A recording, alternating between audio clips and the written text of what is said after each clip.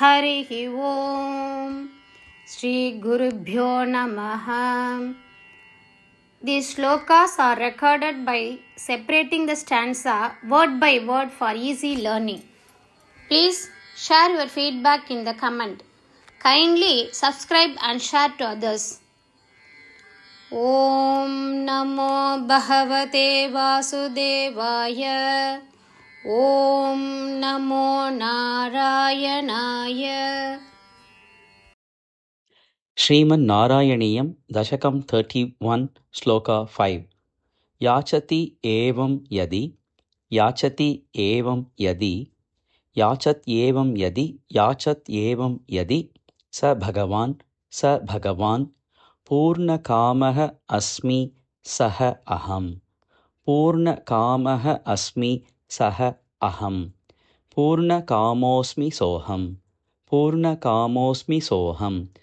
याचत्येवं यदि स भगवान् पूर्णकामोऽस्मि सोऽहम् याचत्येवं यदि स भगवान् पूर्णकामोऽस्मि सोऽहम् दास्यामि एव स्थिरम् इति वदन् दास्यामि एव स्थिरम् इति वदन् दास्याम्येव स्थिरमिति वदन् दास्याम्येव स्थिरमिति वदन् काव्यशप्तः अपि दैत्यः काव्यशप्तः अपि दैत्यः काव्यशप्तोऽपि दैत्यः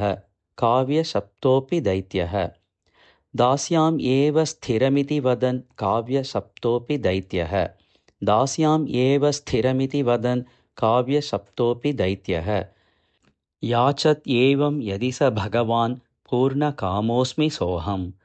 दास्याम् एव स्थिरमिति वदन् काव्यशप्तोऽपि दैत्यः याचत् एवं यदि स भगवान् पूर्णकामोऽस्मि सोऽहम् दास्याम्येव स्थिरमिति वदन् काव्यशप्तोऽपि दैत्यः विन्ध्यावल्या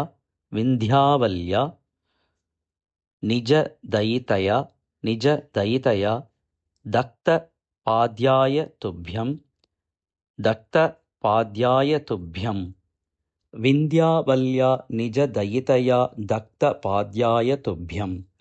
विन्ध्यावल्या निजदयितया दत्तपाद्याय तुभ्यं चित्रं चित्रं सकलमपि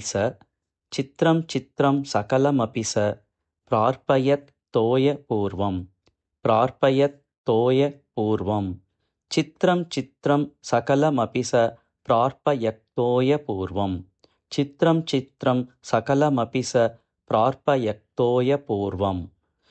विन्ध्यावल्या निजदयितया दत्तपाद्याय तुभ्यं चित्रं चित्रं सकलमपि स प्रार्पयत्तोयपूर्वं विन्ध्यावल्या निजदयितया दत्तपाद्याय तुभ्यं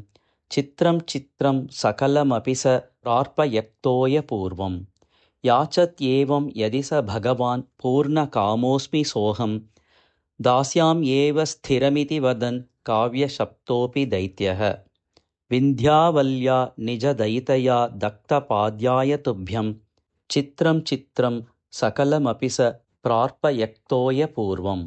याचत्येवं यदि स भगवान् पूर्णकामोऽस्मि सोऽहम् दास्याम्येव स्थिरमिति वदन् काव्यशप्तोऽपि दैत्यः विन्ध्यावल्या निजदयितया दत्तपाद्याय तुभ्यं चित्रं चित्रं सकलमपि स प्रार्पयत्तोयपूर्वम् याचत्येवं यदि स भगवान् पूर्णकामोऽस्मि सोऽहम् दास्याम्येव स्थिरमिति वदन् काव्यशप्तोऽपि दैत्यः विन्ध्यावल्या निजदयितया दत्तपाद्याय तुभ्यं चित्रं चित्रं सकलमपि स प्रार्पयत्तोयपूर्वम् याचत्येवं यदि स भगवान् पूर्णकामोऽस्मि सोऽहम् दास्याम्येव स्थिरमिति वदन् काव्यशप्तोऽपि दैत्यः विन्ध्यावल्या निजदयितया दत्तपाद्याय तुभ्यं चित्रं चित्रं सकलमपि स प्रार्पयत्तोयपूर्वम्